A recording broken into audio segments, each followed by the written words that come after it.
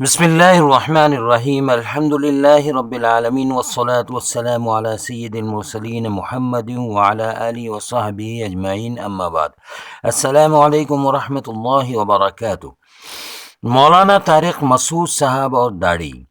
مشہور و معروف مبلغ حضرت مولانا طارق مسعود صاحب مدظ اللہ العالی ایک ذی علم، باوقار، فہم و بصیرت کے حامل عالم دین ہے۔ برصغیر ہند و پاک ہی نہیں، عالمی سطح پر آپ کے لاکھوں فالوورز ہیں، جن میں بڑی تعداد غیر مسلموں کی بھی ہے۔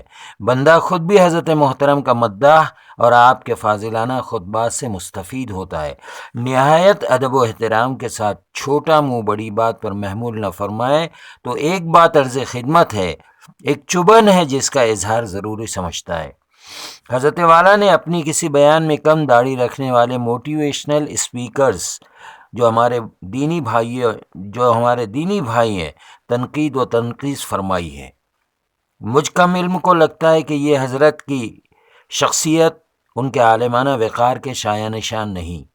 یقیناً داڑھی کی فضیلت، اہمیت و افادیت پر قرآن و حدیث کی روشنی میں تبصرہ اعلیٰ و افضل، مگر خشخشی داڑھی والے صفا چٹ دینی بھائیوں کو جو کسی نہ کسی درجے میں اشاعت دین و اخلاق کا فریضہ انجام دے رہے ہیں، انہیں نشانہ بنانا، ہلکا سمجھنا اچھا نہیں لگا۔ ہمارے پاس ایک نہیں ہزاروں مثالیں ہیں اخلاق، معاملات، معاشرت میں بمقابلہ شرعی داڑھی رکھنے والوں کے۔ انہیں زیادہ بہتر اگر نہ صحیح تو کم بھی نہیں پایا۔ بندہ خود کئی داڑھی والے حضرات کی دھوکہ دہی کا شکار ہو چکا ہے۔ یہ اپنی بیٹیوں کا حق مار دیتے ہیں، بہوؤں پر ظلم و زیادتی کرتے ہیں، گالیاں دیتے، کم عمر بچیوں کو طلاق دلواتے۔ کچھ دنوں پیشتر آپ کے یہاں کی میڈیا کی کرائم رپورٹ کے مطابق کئی ریش دراز ابلیس باپوں نے اپنی سگی کمسن معصوم بیٹیوں کے ساتھ وہ کیا کہ الامان والحفیظ۔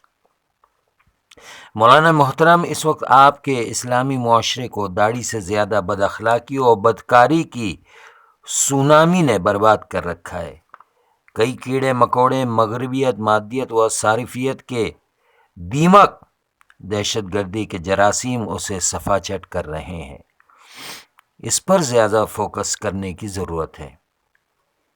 آپ محترم کے طنز و طعن سے ہمارے کم داڑھی رکھنے والے بھائیوں کی یقیناً دل شکنی ہوئی ہوگی۔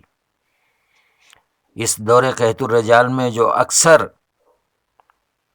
بڑے محاذ پر سینہ سپر رہتے ہیں، ان میں خشخشی داڑھی والے بھی زیادہ ہیں۔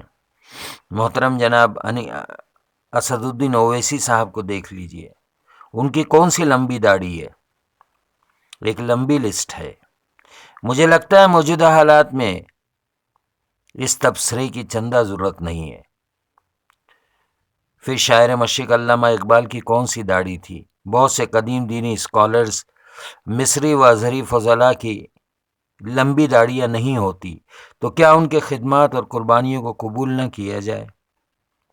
میں نے خود ایک بزرگ محترم کو یہ فرماتے ہوئے سنا، زین ٹی شرٹ میں ملبوس بغیر داڑھی والوں میں نے ایمان و عقیدے کی پختگی کو دیکھا ہے۔ فلسطین و شام کے غیور نوجوان اکثر زین ٹی شرٹ پر رہتے ہیں۔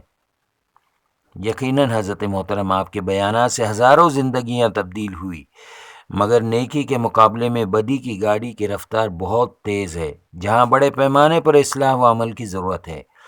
آپ ہم سے زیادہ بہتر دیکھتے اور سمجھتے ہیں کہ ملت کی معصوم کلیاں، جنہیں حضرت عائشہ، فاطمہ، زہرا کے مقدس کردار کا امین و محافظ بننا تھا، Dubai, Sri Lanka, Thai land بھیجی جاتی ہیں۔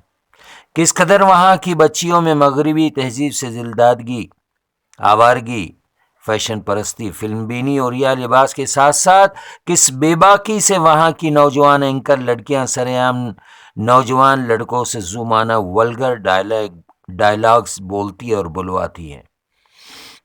ایک طرف اگر ہزاروں کی تعداد میں آپ کے معاشرے میں عفت مآب کنواری طلاق شدہ بہن بیٹیاں باعزت رشتے کے لیے ترس رہی ہیں، تو دوسری طرف ایک بڑی تعداد خوبصورت نوجوان بہن بیٹیوں کی پیٹ کی مجبوری کہیں یا عیاشی بڑے شہروں میں کھلے عام داد عیش دیتی ہے، عصمت فروشی کرتی نظر آتی ہیں، لیکن سب سے زیادہ روح تڑپا دینے والی خبر آئے دن سننے اور دیکھنے ملتی ہے، وہ خیبر پختون کی دل دہلا دینے والی معصوم کمسن بچوں کی بھوک سے بلبلاتی تڑپتی تصویریں، خوددار غیرت مند مکمل سر سے پیر تک شرعی برقعے میں ملبوس ان کی مائیں اپنے جگر گوشوں کی بھوک پیاس کو دیکھ کر میڈیا کے سامنے داد و فریاد کرتی روتی نظر آتی ہیں۔ بھوکوں کو کھانا کھلانا، ننگوں کو کپڑا پہنانا، مظلوموں کی داد رسی کرنا، یہ میرے نبی پاک کی سنت مبارکہ ہے۔ اس طرف کب آپ توجہ فرمائیں گے؟ شیعہ، سنی، تبلیغی، اہل حدیث علماء کو ایک دوسرے سے لڑنے، نیچا دکھانے، نفرت و تشدد کی راہیں ہموار کرنے، مسلک پرستی کے فروغ سے فرصت ملے تب کہیں جا کر ممکن ہے اصلاح معاشرے کا نمبر آئے۔ آپ کی عوام و خواص کو ناچنے گانے، سوشل میڈیا پر بےہودہ فوٹوز اپلوڈ کرنے، فحش باتوں اور کاموں سے فرصت ملے، نام و نمود، نمائش، بیجا سیر و تفریح، شادی بیاہ، برتھ ڈے پارٹیوں میں اسراف و فضول خرچی سے راحت ملے تو کچھ بامعنی بامقصد تعمیری کام کیے جا سکتے ہیں۔ شادی کی ایک بڑی تقریب میں نیچے گرا ہوا کھانا سمیٹتی ایک کمسن بھکارن بچی کو ایک ظالم نے بچی کو بار بار منع کرنے کے باوجود وہ کھانا جمع کرتی رہی۔ اس ابلیس شخص کو اتنا غصہ آیا کہ اس رذیل نے برتن دھونے والی کھولتی دیگ میں اس معصوم کو ابال دیا۔ ایک انتہائی گھٹیا اور غلیظ عمل سے متعلق باتیں میں حضرت والا کی خدمت میں اور ان کے نوٹس میں لانا چاہتا ہوں۔ یہ کہ ایک طرف اگر ماشاءاللہ بہت سی بہن بیٹیاں اشاعت دین میں سرگرم عمل نظر آتی ہیں، تو دوسری طرف کچھ نوجوان بچیاں برقعے کی آڑ میں مردوں کے عضو خاص کی درازی اور فروہی کے لیے نسخے تقسیم کرتی بتلاتی، تو کہیں بھائی بہن باپ بیٹی کے مقدس رشتوں کو تار تار کرتی اغلس ترین جھوٹی سچی کہانیاں سناتی چند ٹکوں کے لیے سوشل میڈیا پر اپلوڈ کر کے حرام کاری و حرام خوری کو فروغ دیتی نظر آتی ہے۔ اس پر بھی ذرا توجہ فرمائیں۔ مولانا محترم، ہماری مسجدوں، اسکولوں، مدرسوں میں مسلک کی دشمنی میں بم نہیں پھوڑے جاتے، ہم ہمارے ہندو بھائیوں کے درمیان امن و امان سے رہتے ہیں۔ آپ لوگوں کی حرکتوں سے مٹھی بھر فرقہ پرست عناصر کی جانب سے ہمیں بار بار پاکستان جانے کے طعنے ملتے ہیں، ذہنی اور جسمانی اذیتوں کا سامنا کرنا پڑتا ہے۔ ہم اقلیتی مظلوم مسلمانوں کے لیے سب سے زیادہ آوازیں اٹھانے والے، اپنی جان ہتھیلی پر رکھنے والے ہمارے اپنے برادران وطن ہندو بھائی ہیں۔ ان کے بالمقابل آپ نے اپنی اقلیت و ہندو برادری کے ساتھ کیا کیا کہ وہ اپنا وطن عزیز چھوڑ کر سکون کے لیے بھارت آنے پر مجبور ہوئے؟ ذرا محاسبہ کیجیے۔ مولانا محترم، خدا را فروئی غیر ضروری مسائل پر کلام فرما کر اپنی انرجی اور اپنی صلاحیت ویسٹ نہ فرمائے۔ ملت کا درد و سوز رکھنے والے موٹیویشنل اسپیکرز جو معمولی داڑھی رکھتے ہیں، ماشاءاللہ ہمارے روایتی علماء سے زیادہ گہرا مطالعہ رکھتے ہیں۔ طلباء ان کی تقریروں سے آپ دیدہ ہو کر گناہوں سے تائب ہوتے ہیں۔ محترم جناب مبارک کاپڑی صاحب، جناب نعمان علی منور الزماں، سید سعید احمد، مولانا انیس لقمان ندوی وغیرہ شامل ہے۔ اللہ ان سب کی عمر دراز فرمائے، آمین۔ ندوہ و ارباب ندوہ ہمیشہ اس لیے معطوب رہتے ہیں کہ حضرت علی میاں اکثر دڑ منڈوں سے محبت کرتے ہیں، ان کے خدمات کا اعتراف کرتے ہیں، انہیں قریب کرتے ہیں۔ مولانا سجاد نعمانی دامت برکاتہم العالیہ ان کو گلے لگاتے ہیں۔ مرحوم سید حامد صاحب، حکیم عبدالحمید صاحب جیسے کتنے زعماء و ماہرین علم و فن داڑھی نہیں رکھتے تھے، لمبی فہرست ہے۔ تو کیا ان کے خدمات کا اعتراف نہ کیا جائے؟